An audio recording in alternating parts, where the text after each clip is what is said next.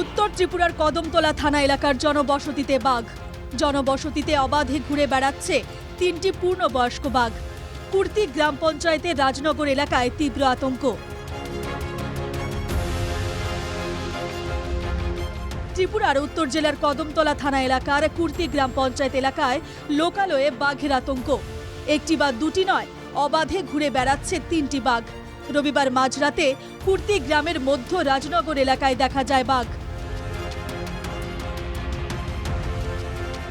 রবিবার রাত 12টা নাগাদ কুর্তি গ্রাম পঞ্চায়েতের মধ্য রাজনগর এলাকায় নূর আহমেদ ধর্মনগর থেকে বাড়ি ফিরছিলেন। পথে মধ্য রাজনগর অঙ্গনবাড়ি কেন্দ্রের উল্টো দিকে রাস্তার পাশে 2টি বাঘ নজরে পড়ে তাঁর। হ্যাঁ, ধর্মনগর থেকে আইছি। আমার পরে রাত্রে 12:30টায় আমি এই জায়গার মধ্যে এখন বর্তমানে আছি কুর্তি মধ্য রাজনগর অঙ্গনওয়াড়ি স্কুলের ঠিক সামনে। তো এখানে আইয়া দেখি একটা বাঘ। দেখার পরে আমি গাড়িটা থামাইছি। থামানোর পরে দেখলাম যে যখন গাড়িটা থামাই আস্তে আস্তে বাঘের সাইডে গেছি, গাড়ি লইয়া গ্লাস বন্ধ করি।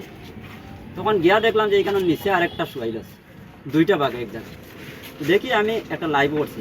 তখন যে ভিডিও করলে হয়তো এলাকার মানুষও কইতে পারে যে এটা হয়তো মিথ্যা বা লাগে আমি লাইভ করছি। তো লাইভ করছি, যখন লাইভ করার থাকা অবস্থায় বাঘটা এখান তাকিয়া সরার লাগি পদক্ষেপ নিয়েছি। এরপরে আমি লাইটটা যখন বন্ধ করছি তখন তারা এখান থেকে সরে গেছে।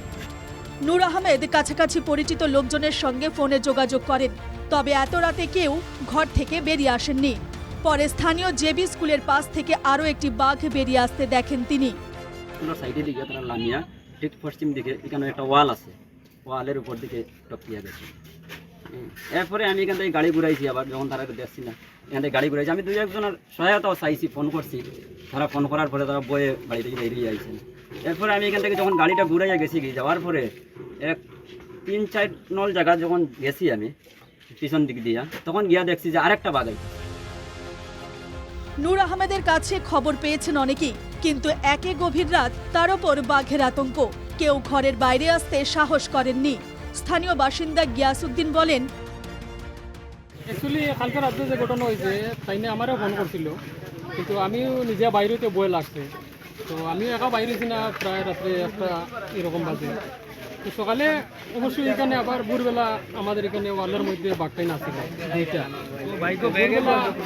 ছোটো বাচ্চারাও দেওয়া হয়েছে না, মর্নিং স্কুলেও গেছে না, মসজিদেও গেছে না, এখন পর্যন্ত আজকে স্কুলেও গেছে না। তারপরে বন দপ্তর থেকে 2-3জন লোক আইছে না, তারা জিজ্ঞাসাবাদ করিয়া গেছে। যাওয়ার পরে পুলিশও আইছে।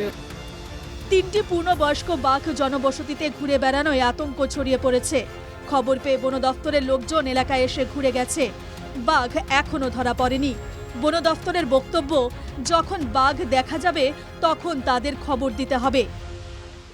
ফরেস্ট আইছিল নি বন দপ্তর? ফরেস্ট আসলো, আমরা ফোন করছে, ফোন করার পরে আমারও ফোন করছে, ফোন করিয়া ফরেস্ট আইছে। তারা আইয়া পঞ্চায়েতও গেছে, এখান থেকে এখানেও আইছে, আইয়া তারা ইনভেস্টিগেশন করছে করিয়া ধরতে পারছে নি? তারা কইছে ও কথা যে তারা ধরতে পারছে না। তারা ও কথা কইছে যে যখন দেখবো তখন তারা জানাইতাম। কখন দেখছেন নি? এখন তো আমরা দেখছি না, এখন মানুষের চিল্লা চিৎকার করছে যে এখানে দেখছে বলি, আমরা কোনো জায়গায় যেতে পারছি না। করতে বাড়িতে পারতেছেন নি? কিতাব মানুষ তো ঘর থেকে বাড়াইতে পারছে না, আতঙ্কের মধ্যে আছে। 3টি পূর্ণবয়স্ক বাঘের সঙ্গে শাবকও রয়েছে 3টি। এলাকায় ছড়িয়ে পড়েছে তীব্র আতঙ্ক। কেউই জানেন না কখন বাঘের মুখে পড়তে হবে। এরকম আতঙ্কের কথা জানালেন প্রত্যক্ষদর্শী গিয়াসউদ্দিন। 3টা বাঘ আছে, 3টার সঙ্গে ছোটো ছোটো বাচ্চাও 3টা আছে। কালকে রাত্রে মানুষের বাচ্চাও দেখছে। বর্তমানে আমাদের এরিয়ার পরিস্থিতিটা একদম ভয়াবহ। মানে যতদূর সম্ভব আমাদের স্টাফ দেওয়ার প্রয়োজন, কারণ একদম মানে ভয় লাগছে। কোন সময় দাম থেকে বাইরে হইব, কোন মানুষকে আতঙ্কিত করবো, এখনও মানে কিছু বোঝা যাচ্ছে না। গ্রামবাসী চাইছেন এতগুলি বাঘ ধরতে শীঘ্রই পদক্ষেপ নিক বন দপ্তর, কারণ রাতের অন্ধকার নামতে শুরু করলেই ফের বেরিয়ে আসবে বাঘ। আমরা এটা অনুরোধ থাকবো যাতে যতদূর সম্ভব আজকেও ফরেস্ট দপ্তর থেকে বন দপ্তর থেকে স্টাফ মানে নেট শো নিয়ে তারা প্রস্তুত থাকলে ভালো। সন্ধ্যা পরে মানে নিশ্চয়ই বাইরে তারা রাত্রে বাইরে। ঘনবসতিপূর্ণ মধ্য রাজনগর এলাকার মানুষ বাঘের আতঙ্কে প্রায় ঘরবন্দি। বাঘের আতঙ্কে গ্রামের স্বাভাবিক জনজীবন বিপর্যস্ত। শাবক সহ 3টি পূর্ণবয়স্ক বাঘ যতক্ষণ খাঁচাবন্দি না হচ্ছে ততক্ষণ এই আতঙ্ক থেকে রক্ষা নেই। বন দপ্তর কবে বাঘগুলিকে খাঁচাবন্দি করতে পারে সেটাই এখন দেখার।